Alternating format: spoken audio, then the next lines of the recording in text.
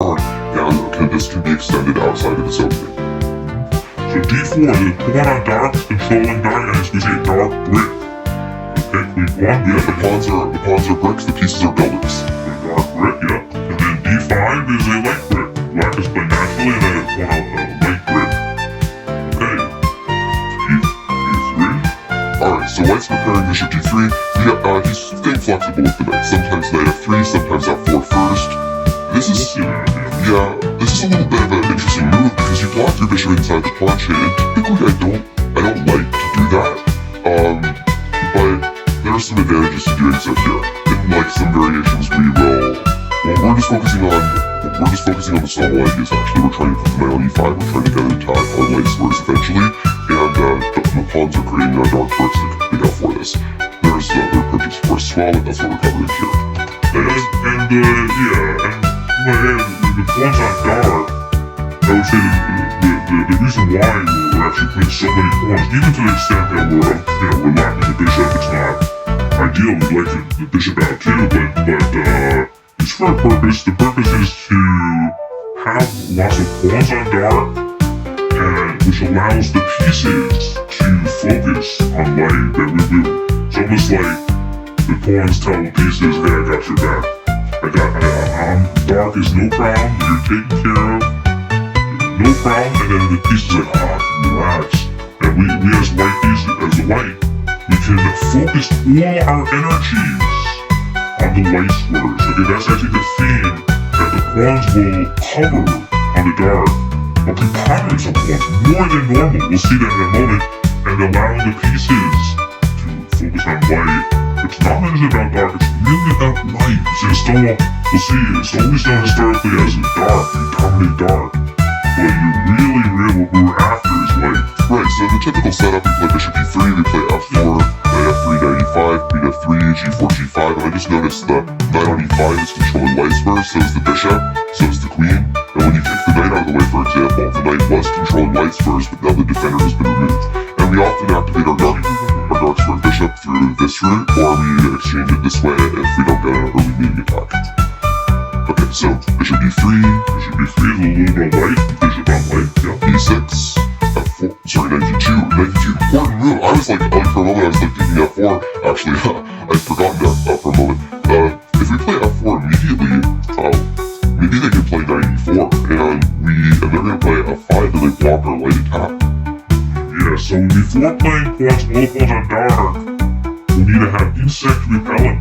We need to prevent insects from coming into our home. We're trying to build a beautiful home. Put that bug spray up. Insect repellent, bug spray. Knight D2. Again, before creating the weakness, we create the remedy. Before creating it, like the combo you have, before having creates the remedy before the weakness, before the ailment. So here is the idea of before creating weakness on light, we're already replenishing light. And again, like we said, it's all about light. Really, the Stonewall is largely about light squares.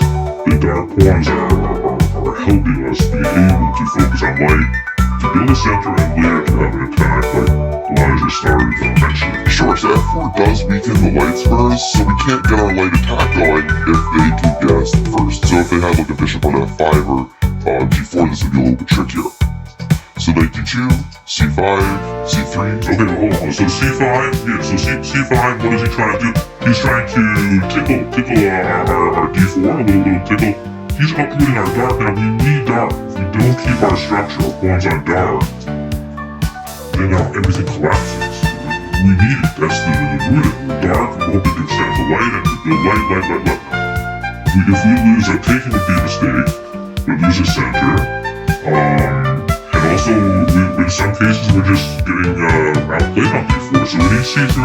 Another reason for C3 is that if you play C4, then we have a home for our bishop to keep on the diagonal. Okay, this idea is exciting for me. It goes into I remember some similar positions where we play the London system, and there's a bishop on F5 with bishop going on E2, and this is much better for black, generally speaking, because white's not in time to get E4 in. but because c4 can only be met with bishop c2, white's actually the one attacking on the king side.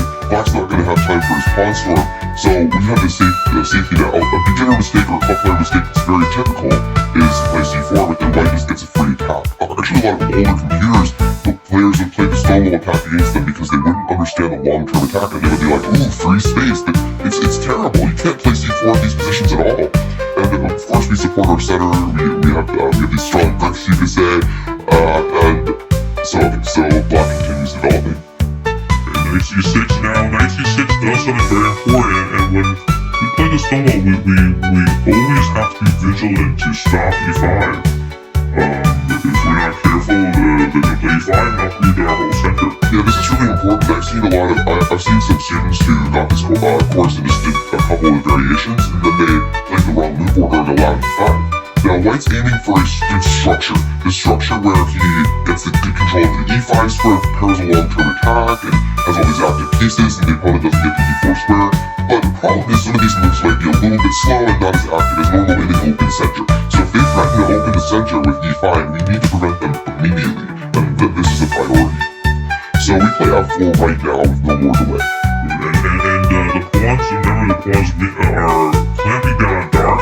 And we say these pawns are acting as mini bishops. The pawns in the diagonal is actually a small bishop, a small dark bishop, the handmade bishop. Right, so when you have a bishop pair, you often want your bishops to act together in harmony, and we don't have an active c1 bishop right now, but our pawns are controlling the dark squares for the time being, and should we need to, we again have the opportunity to activate the bishop this way, or as is also typical after this knight moves from the castle, there's also this typical route to activate the dark square bishop. But here, Black's playing a slow, in this game, Black plays a pretty slow setup.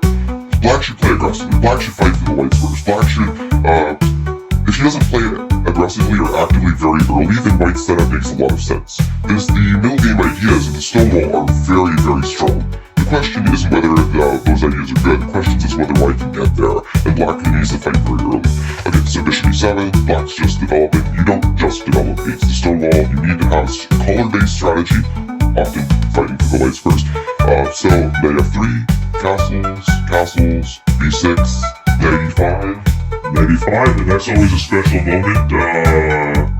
And it's a happy, nostalgic moment. I remember playing knight e5 again and again in the Stonewall. Tournaments or in the park, and you always know it when you get knight e5, you always down on the ropes. It's really is a lot of danger. And this is such an important idea. I'm not talking about knight e5 here. Everyone plays the knight e5 in the Stonewall, but I'm thinking about the idea of having a pawn on d4, a pawn on f4, and a knight on e5. It's like, it has been said about Pillsbury, when he plays knight e5, f4, the game is over, he's already won. I think it was Kasparov who said that in My Great Predecessors, and there was an article by Grandmaster Gregory Serper about this, and Botvinnik also liked his d4, f4, knight e5 positions. It really launches you into an attack. It's typical in isolated queen pawn situations, it's typical in some queen pawn openings, it's typical here. This is not only a Stonewall attacking idea, this is a generally strong attacking idea should you get to the point. Of course, there are consequences. Now, to this position, they can't explain the consequences. But the consequences of doing this is we weaken the white squares, but Black hasn't played actively enough on the white squares to take advantage of this, and now it's too late. We've got our free attack, there's no knight e4, and we're going to play queen f3, g4, g5, and Black's already in trouble here. So, it's interesting, Black has played normal moves and he's in really bad shape already. That's the problem. So that's why I remember playing, and it's particularly effective. People that are just playing by rote, and certainly on 2000, a lot of times like one of my students always says, it feels sometimes like cheating. My student Dave Pulaski said sometimes it's Yakov is talking about cheating. They win the game by rote. Because they play normal moves, Queen's Gambit decline, but that's not a way to combat it. It's just too tight, pawns on dark, and you just flow in on light, and it's almost over. Right. I think that'll be helpful for people to, again, relatively clean repertoire, and to get off. Often, you're not going to always get it, but you'll often get just instantly. Yeah, the middle game ideas are so typical, and because the center is closed and it's same ideas will be able to be applied over and over again as long as you have the same pawn structure. So the question is more like, can they change the pawn structure earlier? Like, for example, e5 would have given an open center. If black played some really aggressive lights for bishop play, then he would be fighting for the white squares. We'll see, we'll have to see some. We're gonna see some of the prop. This is the queen variation, normal moves, and there are, of course, things that black can try and go one by one further.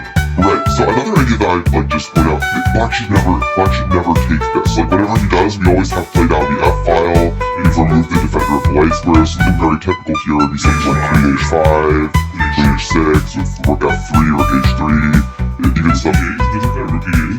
Oh yeah, rook e8. Yeah, and then there's like a good thing for the student to pause it. Fine. We're kind of jumping around a little bit, but this is nice where, again, if you really want to tap into the energy of the whole Stonewall, it's about light. And if you conviction of something, you can, sometimes a conviction can let you look deeper and find magic. I know this in chess in general, maybe not just in chess, but you have a conviction something you dig, and you make it happen. And I think here we have, again, the Stonewall will always have that light. Inherently, we're ahead on light because we're so comfortable on dark. Every piece firing on light gets a predators of mine to fire on light. And here we have a breakthrough, and if you guys want to take a moment, pause here, that's fine. But if you want to just see we'll show the... I'm assuming you've already paused and tried to solve. Alright, time to show the idea. There's multiple good ideas here, but of course, rook takes f7. I mean, breakthrough on light, right? So, of course, they're so focused on dark here. Just look, the pawns are only pieces on light, but we break through. They don't have those rebuilders anymore, so just look here. The knight's only controlling dark squares. The queen and bishop are base, only controlling dark squares. The rook is literally only controlling dark squares, and all the other pieces on the other side of the board. And we're controlling the light squares and all other pieces over here, right? So, cut the board in half. The pawns cut the board in half. So it's like the center. It's a good way to teach you about the center there. I think this taught me the center. The center is closed, so the board is cut in half. They can't bring the pieces over, so you're like, well, they have these pieces, well... Control the center. E5, particularly E5. Okay. Yeah, which is so important because they can't, because the knight was the rebuilder up to a certain extent, now chase the knight out. So, okay, king takes, queen takes h7, takes, bishop. And the bishop takes g6 is good, but I actually, again, that's the fastest, but I think it's good to discuss it's the fastest, but it's also good to see the knight by force with checks. It's got queen h6, queen h6, again, the queen is on a dark square, plus, h6, and again, h6, and we have a light square bishop, the queen on dark, the queen is light, the second bishop is two bishops, light and dark harmony. Dark bishop not helping, but the queen is acting as a second bishop. In perfect harmony, he goes to g8 maybe, and then the queen takes, he goes back to f8, then queen h6 again, swinging back, check and g6, yes, and then we pull it. Of course the computer will hate us to say, well, we should take it right away and mate, and that's fine too, but it is in principle good to know these mates. I've always felt that if you have mate check mate, is better than move and then force mate. Because you don't need the hanky-panky, you gotta get, this force is nice, you never know when there's like suddenly a rook appears in the back range, some weird stuff happens, and you just leave, check, maybe there's also a nice pattern to know as well. Okay, there's a queen and bishop harmony, so there's some of the good things. Okay, right. Okay, so, going back, bishop b7, with the Stonewall Dutch, I play this reverse colors. A lot of my opponents, even like 1800 plus 2000 USCFs, will take, and I'm like, you never take these, you're giving me the F file, you're giving me an attack. Thank you, and then I get a really nice position for free. I don't always get the stack like that, I mean, keep it free. But, okay, so bishop b7, queen f3, rook c8, g4.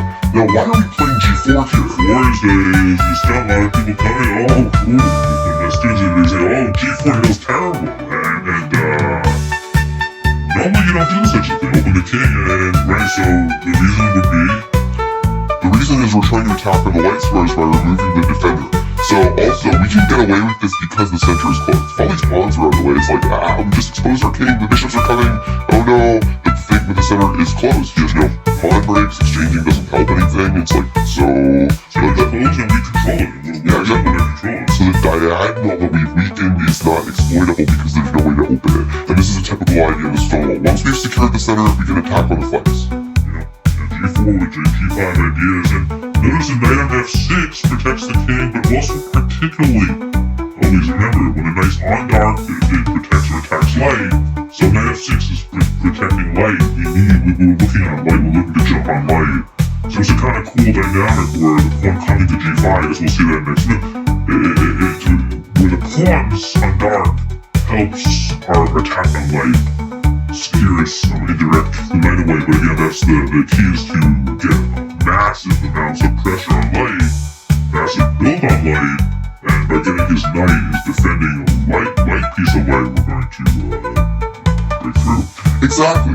Okay, so knight d7, well, we're going to play this anyway, and other than, we have ideas like queen h5, rook f3 with h3, if there was, okay, we'll see in a moment, knight d7, g5, it's all the same. Right, one's on dark, but the energy of the pieces can flow between light.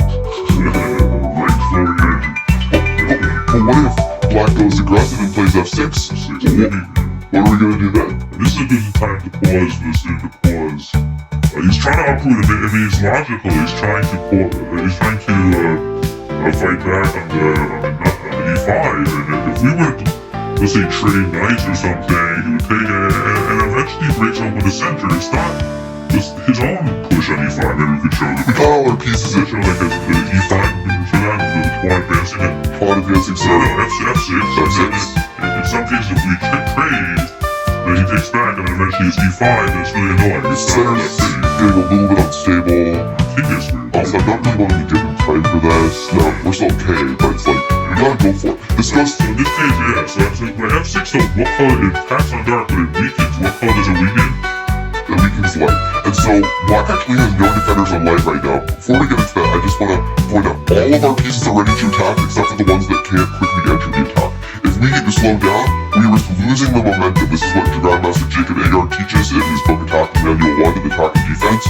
You always want to bring your pieces into the attack, prioritize development, prioritize bringing them to the attacking zone, unless you lose the momentum. And you lose the momentum if the opponent can improve faster than you, or if there's a weakness that is not going to be a weakness for very long.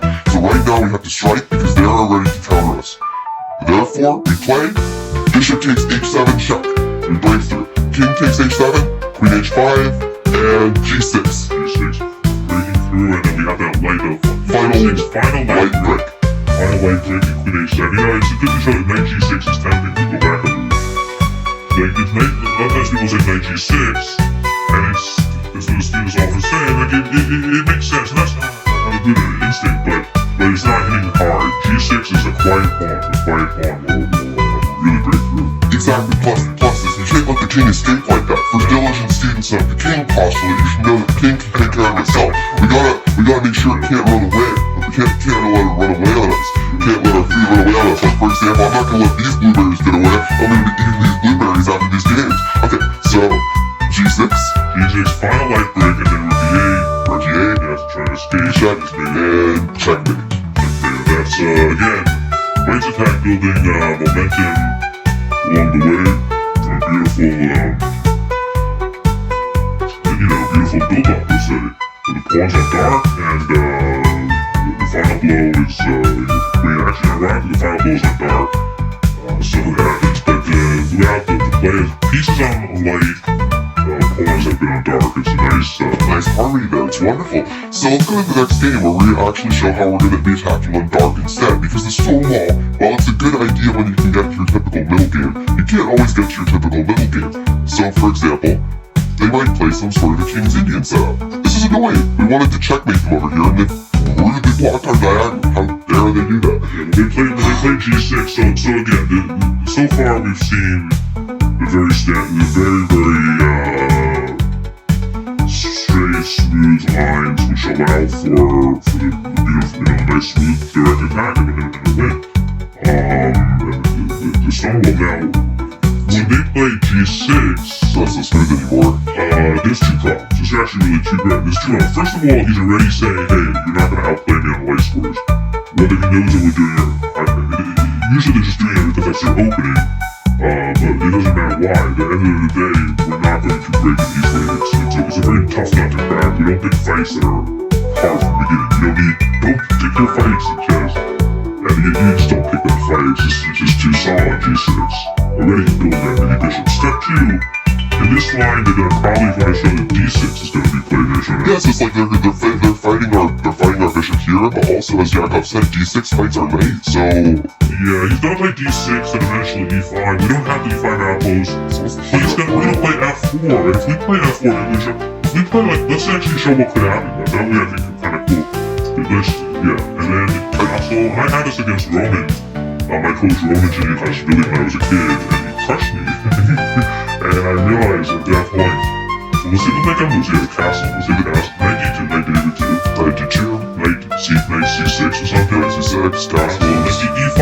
Black can immediately play E5, and we don't even keep that grip on the center. Our pawns don't do their, it's not their the stone wall. We don't have that security, that ironclad, say, hey, I have pawns on dark, I have dark, I got your back. You know what, you don't have your back. The pawns do not have our back on dark, and if they don't have our back on dark, there's no foundation. Keep it going until late. The King's Indian's a dark square opening, so... We'll see the pawn, yeah. Pawn takes, and then like, if we take it, which we probably shouldn't. Maybe the knight, Shoot, everything's hanging, our pawn structure is weakened, all the black pieces are active, how are we developing this bishop? Well, one of the reasons why we can get away with keeping this bishop locked in and developing it a bit slower sometimes is because the center is closed. When the center opens up, this delay in development is going to matter quite a lot.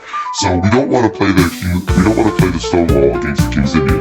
Also, like, let's even say they play something else like D5. Well, they're still fine because we're going to block. So it's like... And I was at it, in the one before with D6, E5, when they get E5 in like that, especially the bigger they are, the harder they fall. We build a lot, and then we just E5 shatters, and we're not equal, we're actually worse. It's not neutral even. So we cannot withstand that. It's not something you want to get involved with. The Stonewall works as an opening, it doesn't work as a system. If you know which lines not to play against, then you can aim for your typical little game otherwise. And there's quite a lot of lines where it does work, especially at club level. So, well, don't get back to this. Well, actually, yeah, for lines like this, well, actually, we have a system. It just has to, we have to be very careful how, what to play when. Right. So, look, mainly it's that we don't play it against the fiend cow. So, G6, it's like, well, what are we going to play instead? We have a different system, yeah, and again, now we have a second system, which is we're going to drive together with Stonewall, and then we call it the cheesecake option. Because it's so smooth. Things like cheesecake. You get to chill, you get to relax, you get to have a massage, just like when you get up that cheesecake, you got English vomiting, you go to the gym, you go sit in the jacuzzi. So, another thing I just noticed here, this is going to come in handy later. They're planning to play on dark with pieces, but they've also weakened dark with the pawns. So this is... They've weakened dark, so it's going to be a switch of things. The pawns, well, we'll have to see. The pawns are interchangeable, but the play will largely be on dark. And we'll see a few moves how it builds up. Sure, so let's start with knight F3. It should be building on dark, right? Bishop 2. This is important because if they ever play for C5, we want our queen to be in contact with the D4 square, but also, in a lot of cases, people would like play a bishop D3. This is a typical mistake in my opinion. Something like this, and after they get D4 is threat 4, right? It's just a misplaced piece. It's like it blocks the G file for when the center opens up, and it's potentially getting forked. It makes sense if we're attacking there, but I think it was either Tarash or Alpine who said, whenever don't put your bishop on D3 against the fiend cow. Don't put your bishop on D6 against the fiend cow. If they play G3 as white, don't play bishop D6. If they play bishop D3 as white, don't play bishop D3 against G6. This is a pretty good general guideline. I'm sure there are exceptions, but the idea is that it's not very well placed there. It seems to be more active on D3, but it's not, because it's being blocked. And in the meantime, it gets in the way of the other pieces and is possibly a weakness. So don't play bishop D3 against it. Play bishop E2. Bishop E2 noticing that we didn't play F4 either. We're playing very humble and but smooth, and we'll see how the pieces will come out. Nice relaxing cheesecake. And it was relaxing. I started playing this in Bliss Chess for fun. Like before, I used to get kind of tense and stuff. It's like a ego, I don't know. But then Yakov's like, just chill, it's okay. And then one day I was doing research with Leo Zero, and I was just like playing some games with this repertoire, and my bloodstream started peaking. I beat some Grandmaster in Cheesecake after like 3 hours of lessons with Yakov, and I just got to play all the typical ideas. We'll see this in the model game section of this 5-minute game online, but Hikaru likes this stuff. It's one of his main openings. He just plays it in online speed chess. It just plays it with 1v3 reporter.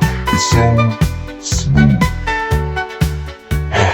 Okay, we're gonna cover these d6 in this game. Later we'll cover d5. What else will I use? Like d4 will prevent c5. We'll cover that later. That's the blueberry cheesecake. But here, like the blueberry cheesecake, I gotta get those blueberries, those neurotransmitter boosters, chloride, you know. Okay, I got stories about that, but let's not get into that right now. d6 then, typical kingside booster. He's playing for dark, he's playing for d5, and we can allow e5, and we're actually gonna make d5 benefit us, so we'll see. Right, next move, maybe we can have a spin and take a where the dark bishop can go. Sure, you can pause and think for a moment, but as we're doing that, it's like, one of the reasons why, in my opinion, Stonewall and Cheesecake work so well at club level is because at club level a lot of people play sort of systems, and they're taught where your pieces are supposed to go in general and don't always notice the differences. So like in the Stonewall, black plays his system and white gets his system, and white's often going to get a crushing attack. You have to play color freely early on. And black in the King's Indian's like, well, against sidelines I'm going to be doing this and I'm going to be doing okay. Well, that may be true in general, but there is some risk to that. Should white play for the long diagonal himself, b3. So we're going to be fighting for that long diagonal. Yeah, and actually our bishop on b2 will look to overtake that long diagonal, and we're hoping to trade bishops. We actually want the diagonal to open up. In the King's Indian, they usually are so excited to play e5 and c5 to open up the diagonal, and we're saying, please be my guest, and they're doing our bidding, because once the diagonal opens up, it's only natural that the dark bishops will be traded. When they're traded, that benefits us, because his king will be a little bit weak. Right, and if they don't do that, then what's their plan? Well, they should maybe find a different one, but let's see. But also, I just want to point out, if they don't go for that sort of setup, we often have like c4, knight c3, we're a little better because we have some space advantage for d5, yeah. So, like, there's some games there, but if they do, well, let's see. e5, and that's very thematically. I've had hundreds and hundreds and hundreds of the advice tells you that this exact e5, and in fact, we're already better. We're already doing very well. They have to play accurately to be okay. It looks normal, and it's very good, strong players who will play this, and it's not easy. It's not necessarily good for black at all. This typical middle game is very dangerous. So, takes, by the way, you may wonder, like, why is black going for this? I mean, it's not defended enough times, is it? Well, it's a typical tactic. Black tries to win it back this way, and we can just see, takes. We want to pawn, or takes. Maybe a move here, but we kept our pawn. So, that's interesting, right? They try to sack a pawn, and they have 6 trying to find a diagonal. But then we have the dark rebuilder, and okay, well, I mean, we're just not pawn, so it just doesn't work. So maybe black will play rook e8 first, and it makes no difference for us because we'll play like c4 or something, and then we'll get the c right here. So takes knight g4, and well, we can't take because we'll lose here. So well, we're playing so much on dark, we might as well have some light rebuilding. Oh, this is so cool! This is the same concept as in the Stonewall. How we play f4 to support the knight on e5 to attack the light square. So it's like dark creates light leverage, as Yakov called it. So we're just saying basically our knight's gonna come from b1 for the show down. Yes. So b1 to c3 to d5, and once it's on light on d5, it extends its grip. Light to dark. Give me a lever and I shall move the earth, right? So we're coming off, and it's like, I love how that light pawn is controlling the dark squares indirectly. We're gonna be using the pieces. It's that harmony Yakov was talking about. Okay, so knight g takes e5, knight takes e5. Nice, so for all trades, yep. Actually, by the way, this is interesting because I would just always play like b2 or knight c3 here, and I wouldn't take because in general to take is a mistake, right? Whenever you make, to exchange without gain is a mistake because the opponent's recapture gains activity for free. You want them to make the exchange. But here this is different because f4 will be an attempt on it. F4 is a move we want to play anyway. If they get to play knight takes f3, bishop takes f3, we'll have to play bishop e2 and then f4. So in this case, we're actually improving the circumstances by making this exchange. And this was not obvious to me, even when my bliss was like 24, 2500 on chess.com. Like, I just thought this is worth mentioning. So we're losing it if we don't trade, they'll just take, and our bishop is misplaced. And that's exactly it. Yeah, trading is okay. I think it was the cheesecake style is relaxed. Right, so for the players who won't go into this block and they just play some line, you get your typical setup, you have your easy development and a bit of a space advantage. For those that know what they're doing, they'll be trapped in a bit. You have to know more than that, but of course they usually don't, as this is not very popular. So knight takes e5, queen d2. Yeah, we need to go back a moment. At this point, black has a threat. There is a threat. Oh yes. And then knight f3 check. We'll have to take the knight, and then the bishop will take our bishop. That's a bit of a threat. We will lose material. Again, that's the dark switch. That means our dark is weak. This is one of the reasons why black is excited to play this style. This is why, I'm attacking.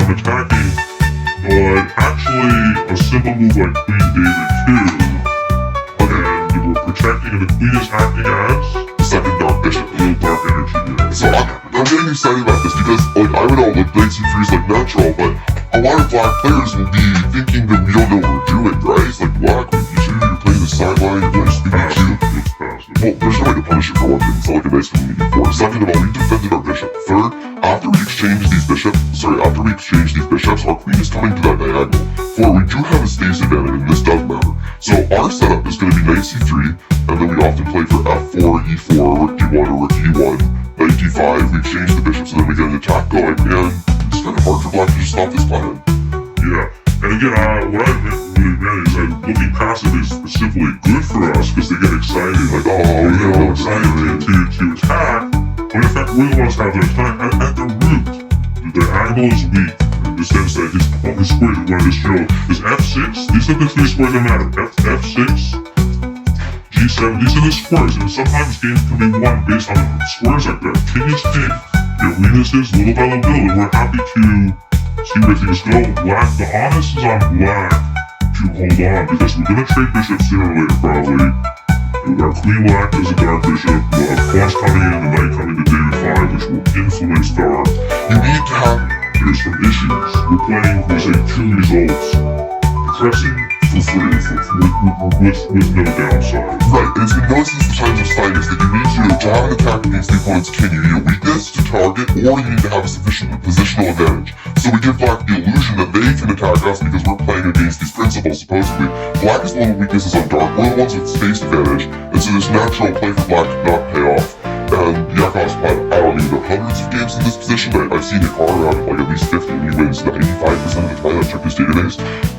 This is dangerous. So, and black looks developed, but the thing is the weaknesses are under the surface, and they'll show up in the middle game after we'll develop, and then we'll strike. Alright, so you can make our foot, evolution, revolution. Alright, so queen d7, well, let's just quickly look at another game, because there are multiple games that are played here. This is a game Yakov is playing against 2600 on chess.com, queen h4, trying to attack without positional advantage to justify it, e4, rook e8. And if you look at the pawns on light, but the energy of the pieces on dark. Similar to the Stonewall, except exactly flipped. Where the first time we saw the Stonewall, pawns on dark, pieces on light. Here the pawns on light, pieces on dark. Even the queen on d2, it looks humble, but it's the battery. If we were focusing on the same color, the pieces would get in the way of each other. Like, let's just take this bishop for example. This bishop isn't so important for attacking these weak dark squares, but if the white squares were relevant, you may notice there's some redundancy here. So this pawns on one color, pieces attack the other is a very holistic and important concept here. That, like, pawns on light give dark leverage. Okay, so give us the presence of mind that we don't have to be concerned about light, because the pawn is telling us to an extent, I got your back. Your white is taken care of. You can focus on dark. Well, we're happy to see it. right, so let's f4, knight g4, fighting for dark, right? The knight is... Oh, so this is what we're taking it. We left that bishop there. And when a bishop there, this is, I think, an important concept. That to think about things. It's not always not taken for granted. Bishops are better than knights, or knights are better than bishops. We're gonna give them a little perspective of knights and bishops. Bishop is great on his color, so let's say a dark bishop is 2 currencies. A dark bishop, $1,000 a dark. A light bishop is 1,000 light. A knight, a dark bishop has 0 light dollars, and a light bishop has 0 dark dollars. They have no plan on it, 0. The knight is slower than a bishop. It's slow, short range. It's not that powerful, but it's both colors. It can get to either color in a moment's notice. So a knight, we say, is like 2 half bishops, $500 of light, or $500 of dark. So we say there's 2 battles, light and dark. But a knight has potential, has equity on both. $500 of white, $500. So, which is better? Which is currencies? It's currency trading. Basically, you have to, when you invest in a currency, well, you're happy when the currency goes up. I want that currency. If light currency was going down, dark currency was going up because it's near the king, right? So if you're at move one. Let's make it in perspective. Move one. The currencies are the same. Now the currencies are not the same. Dark says if you have to ask the student which currency is more valuable, it will be the dark. Yeah, here it's the dark because there's weaknesses. So you know what? We're looking to invest in dark. So what happens when a bishop? We just saw that trade again. The bishop, the bishop takes knight. A bishop is 1,000 light. Knight is 500 light, 500 dark. We've actually lost net 500 dark. 500 light rather. We've gained a net of 500 dark. Again, it's a little confusing in the beginning, but once we get used to it, it kind of becomes even instinctive. So we invested in dark. We're happy to do so because dark is value, high value. It's big. It's of high importance and a special thing to invest in. That's a good perspective of bishops and knights. Okay. Takes and then F5 openings. Now open dark. He retreats. He could maybe have taken it, but it opens up the king. He was afraid so. Maybe there'd be like, I think Knight David. Rookie. Watch out for possibly this. It's also a little loose. Yeah, rookie one for. But yeah, his king is open and there was some issues. It's a blitz game, so but he would have things to calculate, but objective 5 would be much worse. Instead, he just chose to retreat, but then knight d5. Again, knight d5, like Elijah was saying, is a propel to dark. So, on light going dark, it's hitting a home run. We're $500 ahead on dark. It's kind of interesting for the students that haven't heard this before. We have a local superiority on dark, so it's like a head of piece on the dark scores. And knight e7 was a cool tactic. It's here, if they take here, there's already ideas like this, for example. It was played, and then there's checkmate. So, of course, there were other ways for white to win. You could consider this, you could consider taking here. There were lots of weaknesses. But this is what Yakov chose. I think maybe simple to see it like this, possibly. But, But invading in dark, and that's knight f6 right away is even maybe better. Yeah, knight f6 also. So see how many winning options we have in this guy's 2600, and here black resigned because, oh, this is a cool checkmate too? No, it looks like d8, it looks like that. It looks like d8. This is the game that says that right here. Takes. It's alright, but okay. I think It's made on dark, and again, it's not by chance, very thematic, where the whole play has been the cheesecake style, building up on dark, is slow, and enjoying the position and letting it see where it goes, and saying, hey, I built my dash, I built my summer home, you have some issues on dark, I'm gonna see where I go, we invest in dark, and then we're actually ahead, and trade a little bit, and just let the position play itself. You haven't done anything. You say I'm ahead on dark. Well, of course I deserve to break on dark. This is my color. What seems to be the issue? This is standard operations. And again, it's not always as easy as this, but we'll practice. As we come from some lines and start thinking about the colors a bit, I think that could often be helpful to get these kind of ideas. Yeah, exactly. So going back to the other game, it was this position, e7, e4, It'll be similar, I believe, yeah, similar. f4, dark brick, preparing f4, f5, very typical, f5, takes, very similar to the last game, though this time black actually chose to win the pawn. Of course, we're willing to sacrifice because we have so many pieces over there, we're just trying to open the lines. Knight d5, there's a big spread, right? There's a knight d5, they're hitting on dark, but there's a very concrete threat. Maybe we can pause it. You guys want to pause this for a moment and think about, there's a threat to win at least a full piece. The knight d5 is eyeing some good squares. e7 is not available now, but pause if you feel like, Sure, there's so many threats. and rook takes f5, you want to show that rook takes f5 is actually a queen takes. Knight e7, so that's a nice little tempo. I mean, I'd pause and look, but there's probably so many threats that's like I'd find the wrong one and I'd win differently. Okay. But yeah, so black defends against the threat, but turns out we get to do that dark investing So again. bishop takes g4 like we told them before, right? Investing in dark money. Defender f6. Yeah. Which we go in. By the way, this is kind of interesting because if we play queen g5, they have f5 to defend this way. Now, I think we should still be winning, right? We won the exchange, but I prefer checkmate, you know? So how do we gain more dark money? It's kind of a push. Is that actually we were spoken about dark? Bishop takes the light bishop captures a knight, gains dark, but the most cleanest way to gain dark is actually eliminating a dark bishop. For our bishop is good. We trade bishop takes bishop. That was natural, but there's better. Knight f6. Knight for a bishop gains 500 against. Oh, this is what Bronzy was. Okay, this is what Bronzy So was. now we have the only dark bishop on the board. Right. Can we pull that? Golden bishop. Golden bishop. So their golden bishop is the light square bishop, but it has no targets. We're just crushing them. This is just reminding me that Bronzy quote from Zurich 1953 is like, but it's not quite the same because here it's a little bit obvious, but he's like, when authors write about, we call it complexes, the white squares and the dark squares, he figured, not only is that concept beyond my understanding, it's beyond the understanding of the author as well. So I mean, these are some important ideas here, but of course, a lot of progress in color theory has been made since then. We actually have a lot of the answers thanks to all of these diligent people who've done their research and published books. Thank you. We live in the golden age, don't we?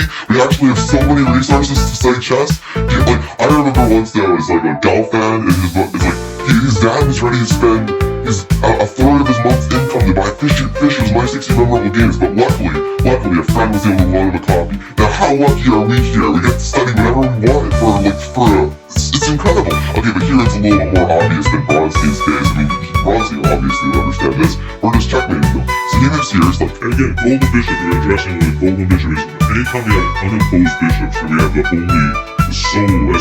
sole dark bishop on the board, we put that golden bishop is right with its weight in gold. It's very precious. I think it's helpful for the students to realize first every time we have a golden bishop to know it's powerful. it's like you notice each foot. Notice it, respect it, and then think how to use it. That's what respect. Notice, respect, use. Extra $1,000 on one color. That means that if we can target weaknesses on that color, we're gonna crush them. But they're threatening to rebuild those dark squares over here. We're not gonna let them do that. We gotta keep those boards separate so that we can be the only one with dark pieces. With H6 right away, make bishop win. Can't do that. Because yes, queen g4, it's good, but not as good. Maybe we can because we have like slower tactics possibly because but it's like not as good. It's not as good. Because they're defending me. It's like I thought I had my second dark bishop with my queen, but you had your dark bishop with your queen. Darn it. Okay, but here's the thing. Now you don't. In between the forces bishop to block, and now it's made by force, and if we notice the mate is on dark, and that's again not a coincidence, it's the process of what we've been looking for the whole game. I'm sorry, did you think you could block? Well, that's too bad. You should have kept your dark squares safe earlier in the game. Played a different strategy, baby. But okay, so final dark attack. I hope you've enjoyed these games. Let's summarize the key ideas. In the Stonewall attack, in the Stonewall attack, we're usually able for things like this, where we control the e4 square, prevent them from putting a knight there, and then prepare an eventual attack with knight f3 to e5. This is typical in d4, d5 lines, especially lines where they block their light square bishop and can't fight for the d4 square. And when they feed Kenner and play the King's Indian, we're going to play a cheesecake style art. We're not playing f4, we're putting our bishop on e2 instead of d3. We're feed Kenner on the kingside. The typical setup involves c4, knight c3, queen d2, and if they play for e5, we will exchange the bishop's gate space with f4, e4, and eventually play for an attack on the dark squares on black's kingside. I hope you enjoy. And I'm gonna just add one more thing. Well, with that, again, in the Stonewall, the key is pawns on dark, pieces on light. The cheesecake pawns largely on light, pieces on dark, and just give it a bit perspective. And I think also by playing these, we can actually learn while playing it, we learn how to think. It's almost like the